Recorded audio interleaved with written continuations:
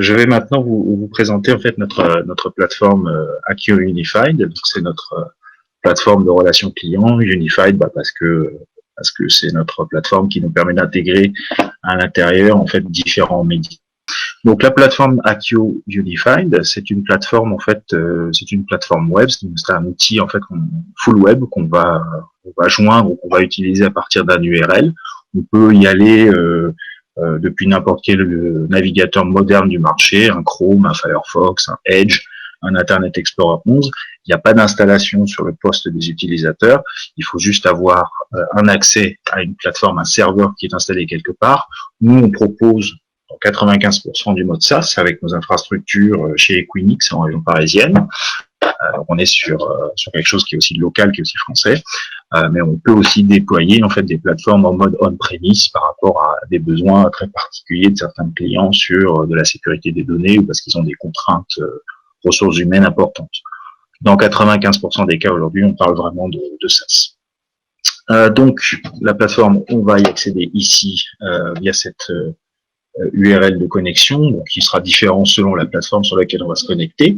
Après, un utilisateur va ici renseigner son login, son mot de passe et son numéro de téléphone. Son numéro de téléphone, c'est sa station téléphonique. Ça c'est nécessaire uniquement si on veut gérer de la voix au sein de la plateforme. Si on ne gère pas de voix, si on ne fait que du digital, pas besoin d'avoir un numéro de téléphone qui soit renseigné ici.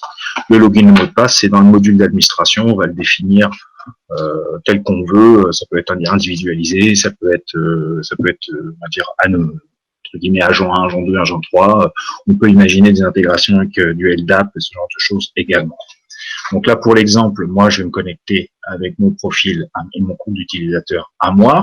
Quand on va créer un utilisateur, on va aussi lui donner ce qu'on appelle un profil de traitement. Ça, c'est ce qui va lui donner les droits dans la solution, dans la plateforme.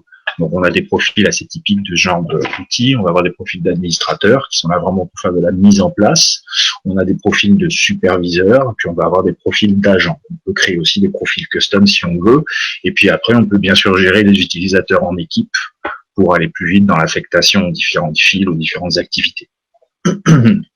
Donc, dans cet exemple, moi, je suis à la fois administrateur, mais je suis aussi superviseur, je suis aussi agent. J'ai tous les rôles. Donc, je me connecte avec mon portable. Voilà. Donc, voilà l'environnement en fait de travail d'Acquio Unified. Je vais vous détailler un petit peu ce que vous voyez à l'écran, et puis on va aller très vite sur un use case où on va prendre un appel et puis gérer un mail. Donc, déjà, l'interface, elle est voulue ergonomique, donc elle est voulue pour être claire et simple à appréhender, donc bleu, gris, blanc, voilà, on n'a pas de couleur flashy qui part dans tous les sens, c'est plus facile à voir ce qui s'y passe. Alors, en haut à gauche, qu'est-ce qu'on voit? On voit ici, ça s'appelle la barre d'état, c'est dans laquelle, en fait, un agent va pouvoir utiliser les états de travail qu'on lui aura mis à disposition. Donc, ça peut être des états de travail. Nous, dans notre plateforme, on a fait des choses qu'on a libellées avec les médias associés, mais on pourrait imaginer des états travail, back-office, pause, déjeuner, coaching, tout ce qu'on peut imaginer comme état. Ça, c'est ce qui va permettre de dire au système, en fait, je suis disponible ou je ne suis pas disponible. Donc là, par exemple, en me mettant en état appel, même si potentiellement je pourrais gérer, pourquoi pas, des demandes de chat, là, en me mettant simplement en état appel, je dis je suis juste à travailler sur les appels entrants, par exemple, et les demandes de chat, elles iront prioritairement vers mes collègues qui ont l'état qui leur permet de gérer ceci. Ou alors, je peux choisir des états comme tout média, ou email, donc du back-office, pour avoir vraiment le fait que au niveau de l'outil, la distribution des flux, le système sache, voilà, François, il est disponible pour faire ceci, il est disponible pour faire tel type de médias, il gère tout, là, il est carrément en pause, il n'est pas du tout disponible. Ça donne aussi, évidemment, des statistiques sur les temps de travail, les logins et logouts, et ce genre de choses. Ensuite, ici en haut à droite, nous avons un bandeau téléphonique qui va nous permettre ici, si on gère de la voix, de composer le numéro de téléphone de quelqu'un, ou alors pourquoi pas d'aller chercher en cliquant sur ce petit bouton, d'aller chercher en fait le numéro qu'on va vouloir afficher, ou alors si j'enlève le numéro, vous avez aussi la possibilité d'intégrer en fait à l'intérieur de la plateforme bien un annuaire de contact. Ça peut être des partenaires ou des fournisseurs avec lesquels le service travaille. Donc plutôt que d'avoir à chaque fois à taper le numéro de téléphone de la personne, on va pouvoir aller chercher le contact avec son nom, l'équipe qu'il représente, le numéro de téléphone. On y voit aussi les agents qui seraient connectés sur la plateforme et avec lesquels on voudrait converser parce qu'il faut qu'on leur pose une question, ce genre de choses. Si on tape le numéro de téléphone, comme j'étais en train de le faire précédemment, vous allez avoir la possibilité là, après, vous aurez la même chose si vous choisissez un contact, de vous présenter, en fait, de passer un appel sortant en présentant le numéro que vous voulez, tel qu'il est défini dans la fiche. Voilà. Donc on a la possibilité évidemment d'appeler en disant là aujourd'hui j'appelle en tant que service client, en tant que niveau 2, en tant que SAV, ce genre de choses-là. Ce que vous voyez au centre, c'est le bureau collaboratif. C'est vraiment un élément très important en fait de la solution. C'est dans ce bureau en fait que l'agent en fait, parce qu'il a été défini par rapport à des activités, des équipes, des files d'attente, des boîtes aux lettres et que sais-je encore, c'est là où il va voir en fait les dossiers qui peuvent être potentiellement en cours de traitement ou en attente de traitement.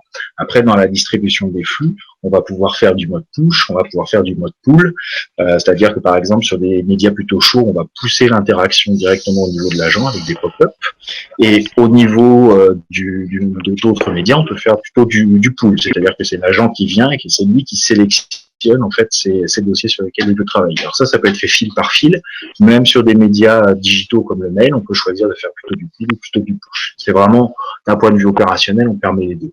Donc là, qu'est-ce qu'on y voit au sein de notre bureau collaboratif? On a la liste des dossiers, comme tel qu'on l'appelle comme ça. Vous avez 6 dossiers qui sont soit en attente, soit en cours de traitement.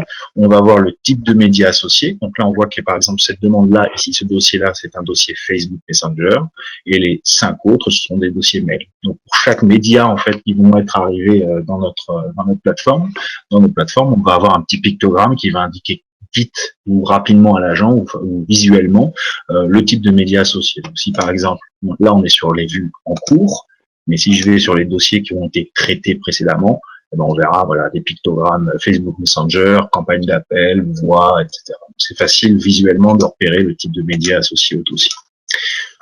Pour chaque dossier, on va aussi avoir un système, pourquoi pas de post-it. Donc s'il y a des notes internes qu'on veut mettre au niveau d'un dossier qui soit interne à la solution, mais qui ne soient pas communiquer vers l'extérieur, on a ce système-là. On va voir les pièces jointes qui font partie du dossier.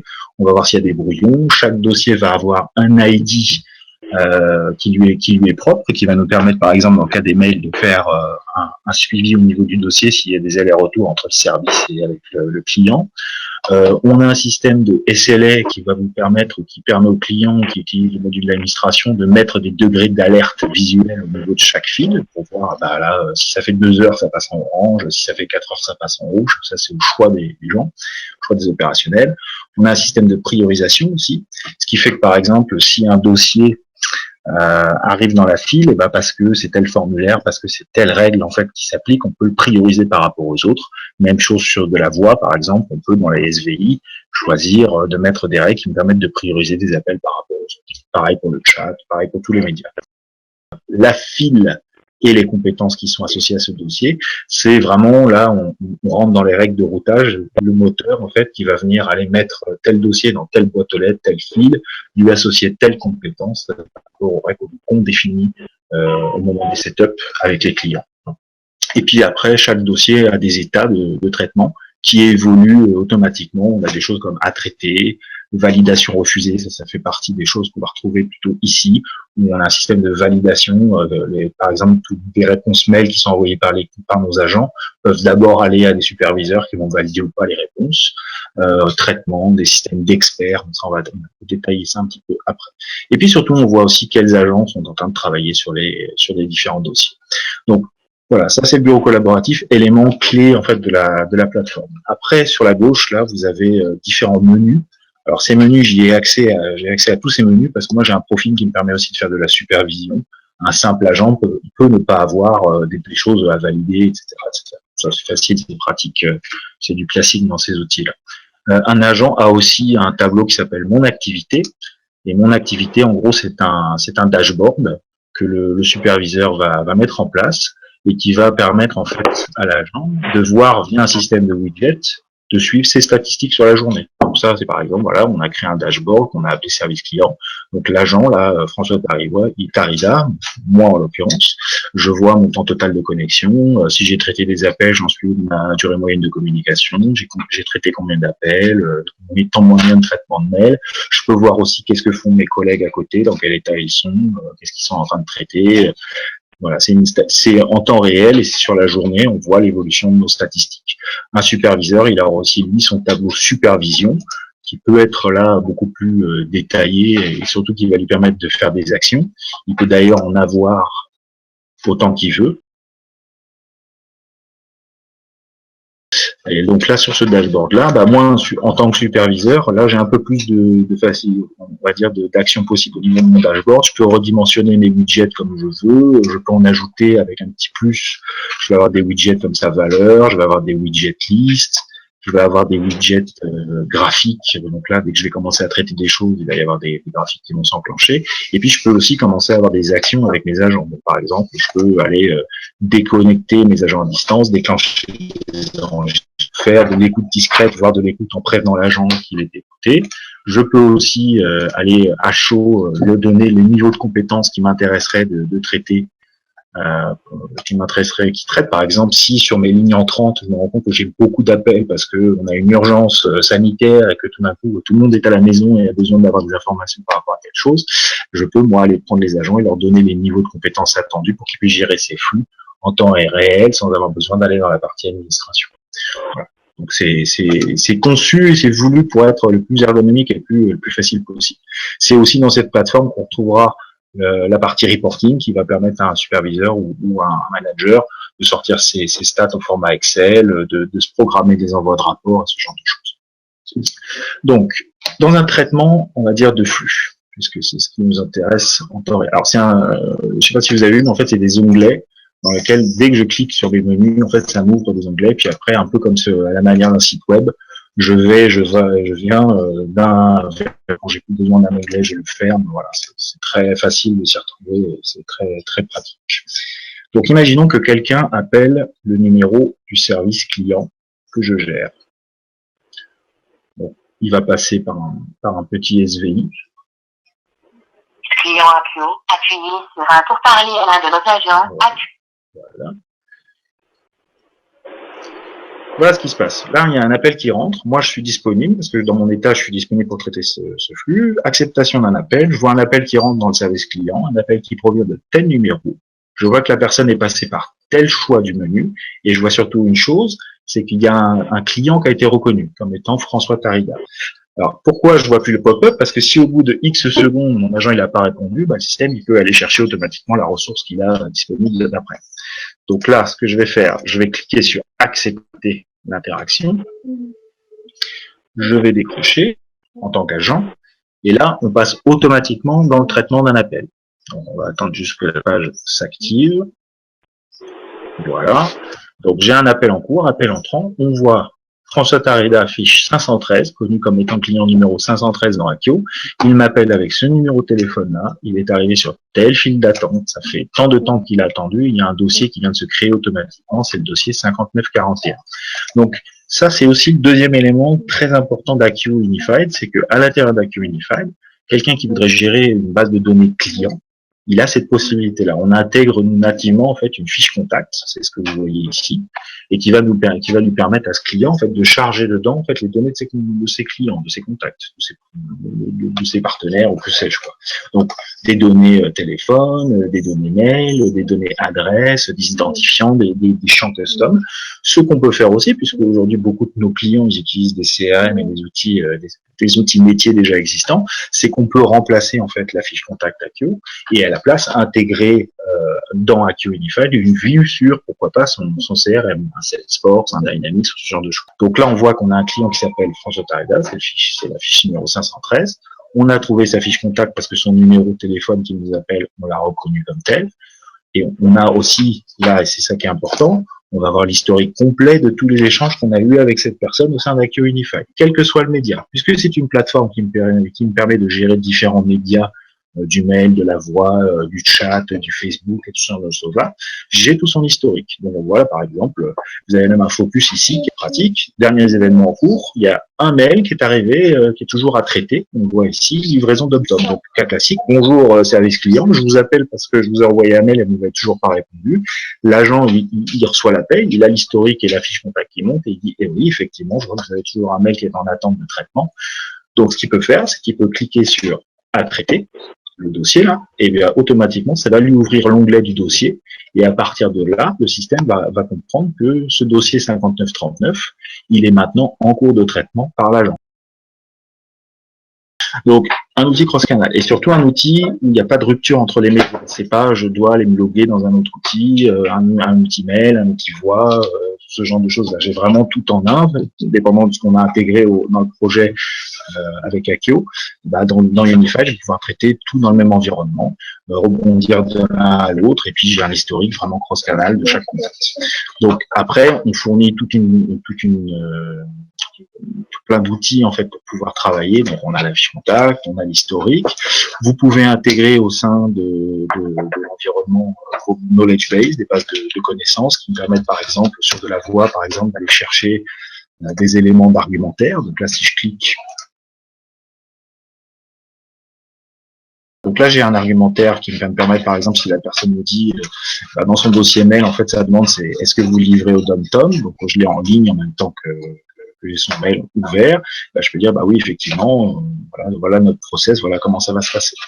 Vous avez aussi la possibilité, via un onglet script, d'aller intégrer un outil qui permettrait, pourquoi pas, faire des workflows additionnels ou de faire de l'argumentaire vraiment avec la personne en ligne. Donc, script, nous, on a fait une intégration avec un partenaire qui s'appelle Sereneo, qui va gérer vraiment de l'expérience client, du workflow, de l'interrogation du stock, tout ce qu'on peut imaginer faire dessus.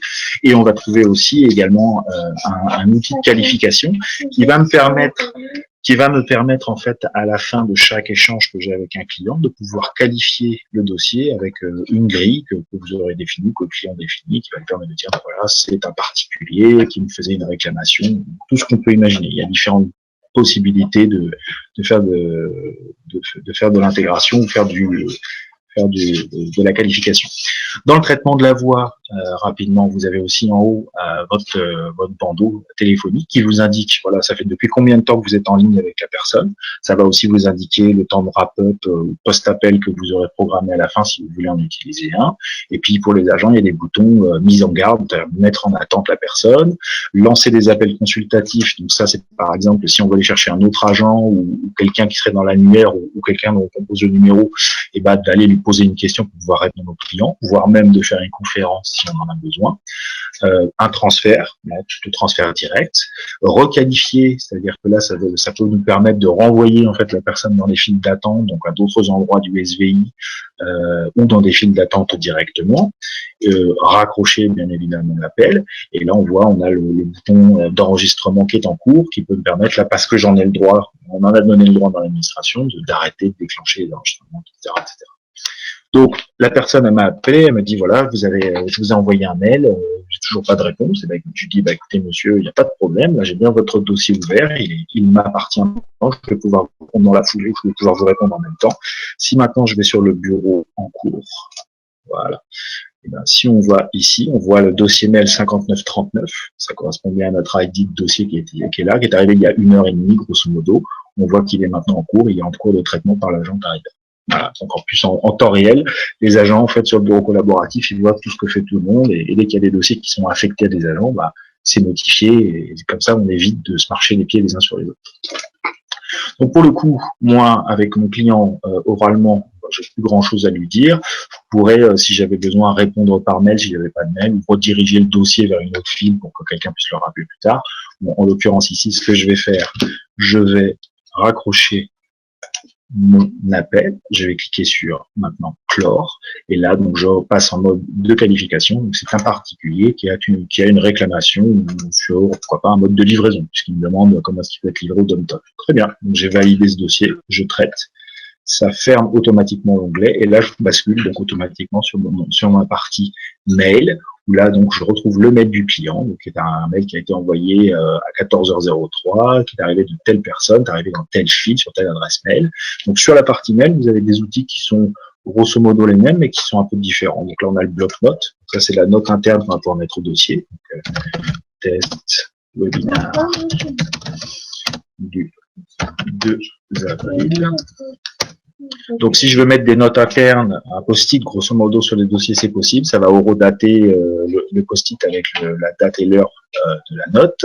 L'historique des échanges. Donc là, on voit, par exemple, s'il y a déjà eu des allers-retours entre le client et moi, ben, un agent, il peut toujours cliquer, ou il peut voir aussi les accusés de réception qui ont été envoyés par le système. L'historique des actions. Donc, dès qu'un agent va faire quelque chose, si par exemple un agent ouvre le dossier, le remet dans la pile parce qu'il veut pas le traiter, l'a transféré, l'a fait à un expert, tout ça, ça va être tracé dans l'historique des actions.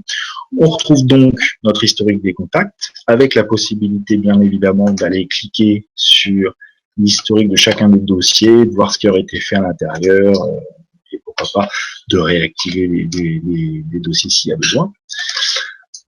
On va trouver donc notre fiche contact, on va la retrouver également ici.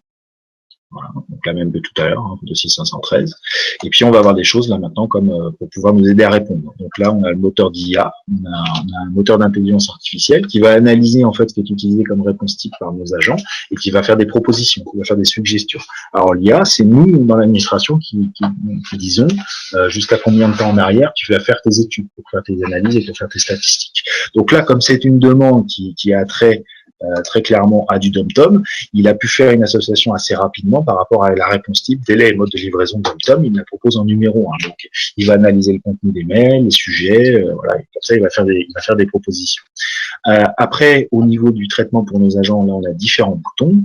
Donc, si par exemple mon agent il n'est pas à même de gérer lui-même la demande, on peut aller l'envoyer dans une autre file, mettre une autre priorité, l'envoyer à un agent, faire appel à une autre compétence.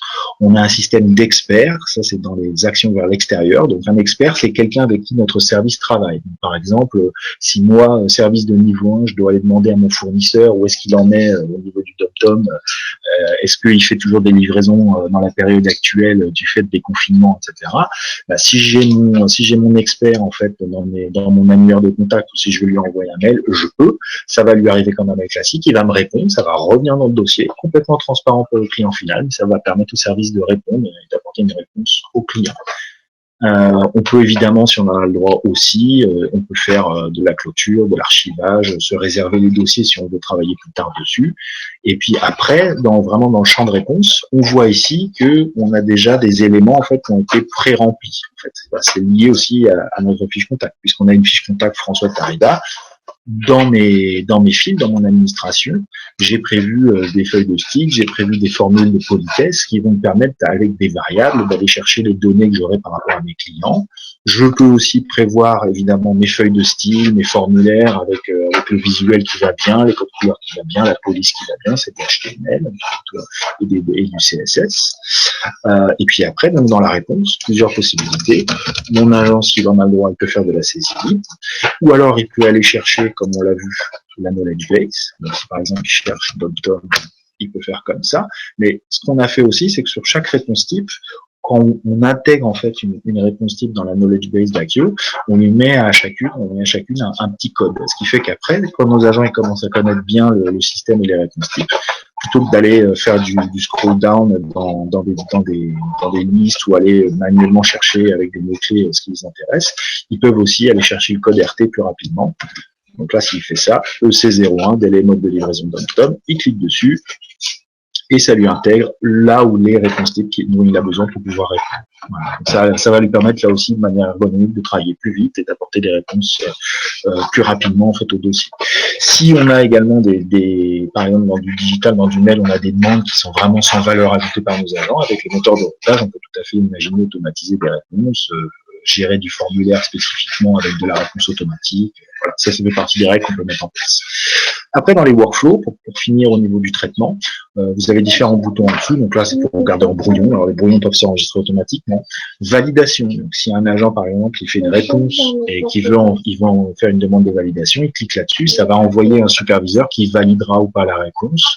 et si c'est pas correct, il peut renvoyer à l'agent. Mais ça peut être aussi automatisé par rapport au profil de l'agent, pour que par exemple des agents juniors, s'ils ont un profil agent junior, automatiquement tout part vers les superviseurs qui vont valider les réponses avant que ça aille au client. Et puis après, on a trois workflows là. Répondre sans clore, répondez à temps, et répondez clore. Donc ça, c'est répondre sans clore, c'est monsieur le client, je vous envoie un premier élément, mais je vais revenir vers vous après parce que je vais vous renvoyer des infos. Donc ça va faire une première réponse, mais ça va garder le dossier ouvert. Répondez à attendre, c'est plutôt monsieur le client, je vous envoie cette réponse à l'intérieur, pourquoi pas, il y a une pièce jointe. Eh ben, vous me la renvoyez signée et là, on pourra continuer sur ce dossier-là. C'est plutôt ce type de workflow-là. Et puis, répondre clore, c'est monsieur le client, voici votre réponse, merci beaucoup, au revoir. Et puis, on se reparlera plus tard s'il y a besoin. Quand on va cliquer sur l'un de ces boutons d'action, on a le correcteur orthographique qui peut s'enclencher automatiquement. On a intégré pas mal de langues, on a des équipes de linguistes au sein de l'environnement, ce qui va nous permettre comme ça d'aller repérer rapidement, en fait, grammaticalement, s'il y a des choses qui sont pas correctes. Donc là, par exemple, vous voyez le papier que j'avais écrit tout à l'heure pour faire ma petite saisie libre, il voit bien que ça va pas, donc je peux le corriger, je peux l'enlever. Et une fois que j'ai fait ça, je peux recliquer sur mon bouton, choisir dans ma grille de qualification, un ou plusieurs critères qui m'intéressent pour ce coup-là. Chaque fil peut avoir ses critères, peut avoir ses grilles. Donc là, toujours pareil, c'était un particulier qui avait des type de demande sur livraison, changement de réseau. Voilà, on va mettre ça comme ça. Je valide et j'ai traité mon dossier. Voilà. Donc là, en quelques minutes, mon agent il a traité à la fois un appel et puis un dossier lié à ce client qui avait une demande qui était en attente. Et via le même environnement, il a tout traité. Donc c'est un outil qui est prévu pour ça. Donc après au niveau des médias, donc vous avez le mail, vous avez la voix entrante et la voix sortante, vous avez aussi de la campagne d'appel sortant qui est possible, vous avez du chat, on gère aussi du réseau social comme Facebook Messenger et Twitter là qu'on est en train de finir de mettre en place. Et puis on peut gérer aussi du courrier dématérialisé, on peut gérer du SMS qui rentrerait à la manière d'un mail. Voilà. Donc on a la possibilité d'intégrer pas mal de médias au sein de l'environnement. Ce qui se passe, c'est que la plateforme, elle est prévue pour. Après, c'est dans la phase projet. C'est avec les clients qu'on voit quels sont les médias qu'on va intégrer. Et puis, si les clients veulent commencer avec un média et plus tard intégrer un autre, c'est possible aussi, puisque l'outil, il est prévu pour accepter, il est prévu nativement pour intégrer le média. Voilà, donc après vous avez dit d'autres boutons, mais qui sont, comme j'ai expliqué, qui sont plutôt reporting, des boutons de campagne d'appel, c'est plus spécifique à d'autres médias.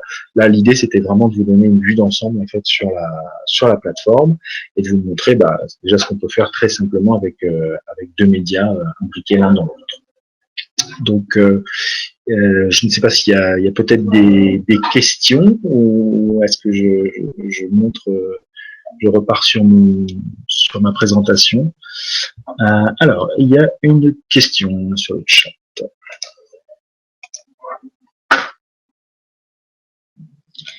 Alors, historique de tous les échanges via les différents médias à condition d'avoir une base client dans l'onglet Contact Acquio. Oui, alors il faut qu'on puisse dialoguer avec la base client. Donc, soit on l'a chargé au sein de la plateforme, soit on a fait une intégration avec un CRM. En tout cas, il faut effectivement qu'on ait cette possibilité d'avoir ces échanges et puis surtout le média qui soit traité dans Acquio. On va plutôt avoir les historiques des échanges qui sont liés à ces clients qu'on connaît et qui sont gérés via des médias traités dans la plateforme.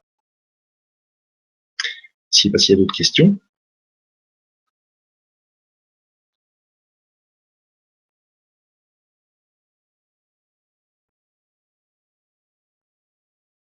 Des scruteurs. Alors les médias, les réseaux sociaux, non, c'est vraiment intégré à partir de connecteurs. Sur du Facebook Messenger, en fait, on s'intègre en fait via des comptes. Il faut être administrateur des pages Facebook. Après, non, c'est directement dans la plateforme et puis Twitter aussi. C'est pas des scruteurs.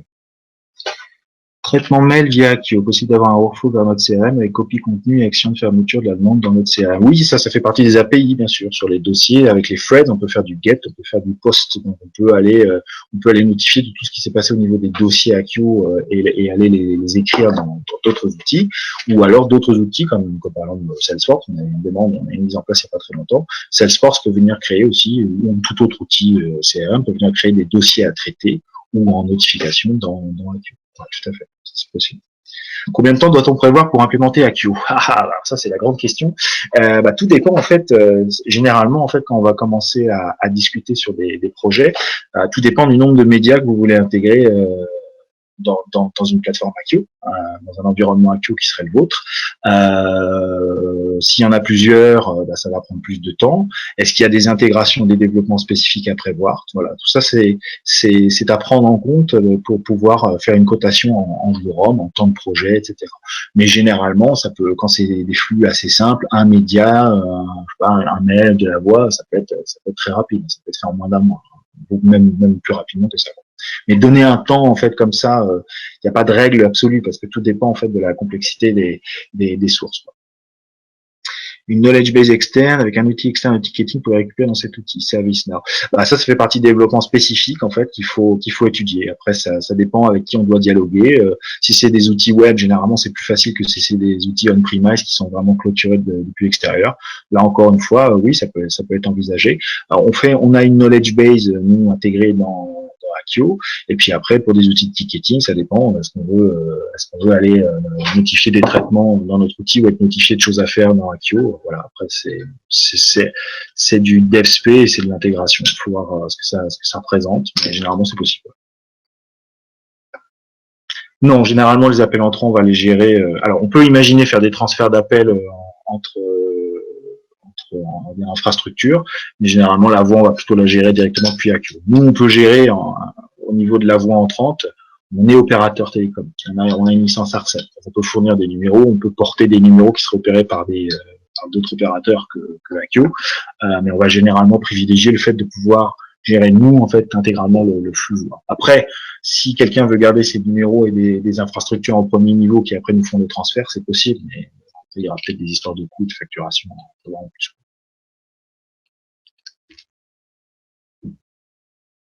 Mais de rien, avec plaisir. Est-ce qu'il y a d'autres questions?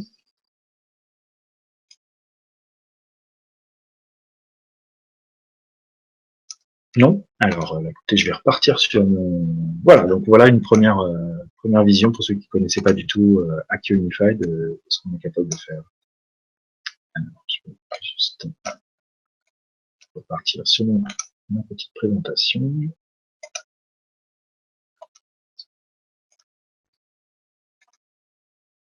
Voilà, donc dans ce que vous avez vu, est-ce que nous, on essaye de mettre en avant et de ce qu'on considère comme nos forces et qui me semble vraiment important à chaque fois de répéter, surtout pour moi qui ai connu d'autres outils avant, vous avez un outil qui vous permet d'unifier réellement en fait les différents canaux. C'est-à-dire que c'est vraiment le même moteur de routage, c'est vraiment le même plateforme. C'est pas des outils qui sont en iframe les uns à côté des autres et qui communiquent pas entre eux. C'est vraiment un même outil, un même moteur et surtout un même historique pour les contacts. Donc ça c'est vraiment une force pour nous. Quel que soit le média qu'on veut gérer, on va avoir un outil qui nous permet de gérer ça tout en 1 à 360. C'est fluide et c'est lisible. Pour les agents, grosso modo, il faut compter des sessions d'une demi-journée de formation. C'est vraiment très facile à prendre en main et il n'y a pas de complexité et même pour les superviseurs également, c'est facile parce que c'est le même environnement qu'on va partager avec le reste du plateau, si on parle de plateau. Et puis après, vous avez des statistiques consolidées omnicanal qui vont vous permettre avec les consoles de supervision en temps réel et les outils de reporting d'avoir tout dans le même outil, selon ce que vous avez choisi de gérer avec Accio Unified. On a aussi des possibilités, ça c'est important aussi de le préciser, que si on doit dialoguer et alimenter en fait des datas vers des outils de business intelligence, parce que vous avez des reporting qui vous sont demandés par des donneurs d'ordre sur nos choses. Oui, on a la possibilité de le faire aussi. On a un module qui s'appelle le Data Mart qui va nous permettre de faire ça. Et on est en train aussi de travailler en ce moment sur les API Stats. Donc, on est capable aussi de sortir, on va dire, la donnée, le data de Accio pour aller là aussi alimenter d'autres outils. Voilà, ça c'est important de le dire et c'est un des points forts en fait sur lesquels on se bat et sur lesquels on essaie de communiquer au max. Voilà pour la présentation. Je ne sais pas s'il y a d'autres questions ou si je regarde s'il y a des gens dans le chat qui m'auraient posé la question. Non. Ok, très bien. Bah, écoutez, je sais pas si vous êtes si c'est bon pour vous, c'est bon pour moi. Voilà. Donc en tout cas, je vous remercie d'avoir participé à cette présentation, à ce webinaire. Donc vous avez mes coordonnées qui sont à l'écran. N'hésitez surtout pas à nous contacter. Malgré le confinement, on continue le travail. Et puis on est toujours là. Donc on travaille toujours sur des dossiers. Donc n'hésitez pas à venir nous voir. Voilà, contact@akio.com. Vous avez mon adresse mail qui est également indiquée à l'écran.